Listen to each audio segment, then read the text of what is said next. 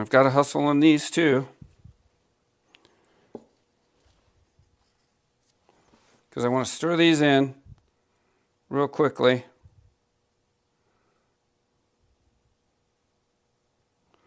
And the challenge with this is you don't want to stir too much because you don't want just like blah colors.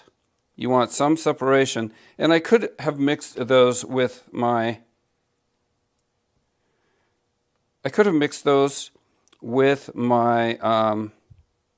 soap before I poured, but I didn't do it. I'm not sure I'm going to take the risk on these. I was going to add some oatmeal. Well, let's see. This is for us. No big deal. Oh, yeah. And I do think it works better to add it. That one I'm just going to leave because it's really nice. Okay. And then we're going to just set these aside.